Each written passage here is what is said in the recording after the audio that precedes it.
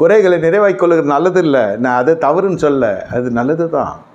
ஆனால் ஆடுகளுடைய சுபாவங்கள் மனநிலையை பாருங்கள். நான் தேவனுடைய ராஜ்யத்தை தேடினால் பின்பு இவைகள் எல்லாம் எனக்கு கூடவே கூட்டி கொடுக்கப்படும். கர்த்தருக்கென்று நான் ஒரு படி கீழ் படிந்து போவேன் என்றால் 10 படிகளை ஏறி வர கர்த்தருடைய கிருபை என்னை தாங்கி வழி நடத்தும். என்ன, இதுதான் விசுவாசினுடைய மனநிலை, ஆடுகளுடைய மனநிலை. இது எங்கும் போகாது. நீதிமொழிகள் 7வது அதிகாரத்திலே வாசித்தா தெரியும். மாடு அடிக்கப்படுகிறதை போல, பறவை தன் கண்ணியை அடியாது போய் சிக்கிக்கொள்கிறதை போல, விலங்கிடப்படுகிறவன் கடந்து செல்வதை போல, வேறொருவனுடைய மனைவி பின்னாலே சந்து முனையிலே ஒரு வாலிபன், பேதையான வாலிபன் போனான் என்று வாசிக்கிறோம்.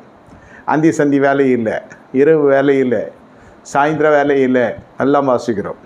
இது அப்படி இல்லை. இது வனாந்திரம் என்றாலும் பரவாயில்லை, மலையாக இருந்தாலும் பரவாயில்லை, காடாக இருந்தாலும் பரவாயில்லை, மழையாக இருந்தாலும் பரவாயில்லை, வெயிலாக இருந்தாலும் பரவாயில்லை, என் தேவனுடைய வார்த்தைக்கு முக்கியத்துவம். என் காரியம் வாய்க்க வேண்டும் என்று வரவில்லை, கர்த்தருடைய வார்த்தை மீது இருக்கிற தாகம், அதுதான் ஆடுகளாக மாற செய்யும். இந்த தாகம் வரவழைக்கிறது பரிசுத்தாவினுடைய கிரியையிலே ஒன்று.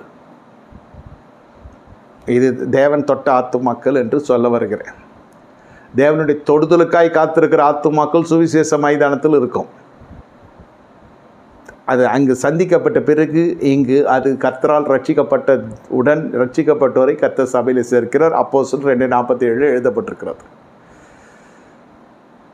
இப்பொழுது இந்த ஆடுகளாக வந்ததனுடைய ரகசியங்களை உங்களுக்கு நான் சொல்லுகிறேன். அது அவர்கள் கொடுத்த கனிகளை சொல்லியிருக்கிறேன். அதனால் கர்த்தருடைய மனதுருக்கும் பீறிட்டு வருகிறது. ஜனங்கள் எல்லாம் ஆடுகளாக இருக்கிறாங்க, ஆனால் மேய்க்கிறதுக்கு மேய்ப்பன் இல்லை.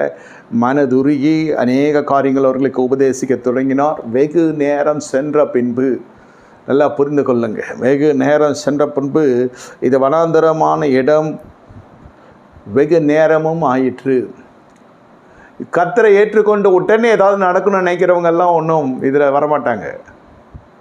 உபதேசத்தில் மூல உபதேசம் காத்திருத்தல், உன் காரியம் சித்திக்கப்பட்ட காத்திருத்தல், உன்னை குறித்து காத்திருத்தல், உங்கள் ஜீவியத்துக்காக காத்திருத்தல், உங்கள் பரிசுத்தத்துக்கு காத்திருத்தல், கர்த்தருடைய ஆவிக்காக காத்திருத்தல், கர்த்தருடைய திருவிருந்துக்காய் காத்திருத்தல், தேவ சமூகத்தில் காத்திருத்தல், இரவெல்லாம் விழித்து ஜெபித்து கர்த்தருக்காய் காத்திருத்தல், கர்த்தருடைய கிருபைக்காய் காத்திருத்தல், அதிகாலையில் உபவாசத்தை காத்திருத்தல், எவ்வளவோ காத்திருத்தல் இருக்கிறது. நம்ம ஆட்கள் உலக பிராண காரியத்துக்கு காத்திருக்க மாட்டாங்க, உபதேசத்தில் வராது. காத்திருத்தல் தான் இதனுடைய ரகசியம். வெகு நேரமாயிற்று, ஏற்றுக்கொண்ட ஒன்று நடக்கலை, என்னென்னமோ இயேசு நினச்சி போனோம். இந்த 2ஆம் கட்ட நிலையெல்லாம் இல்லை.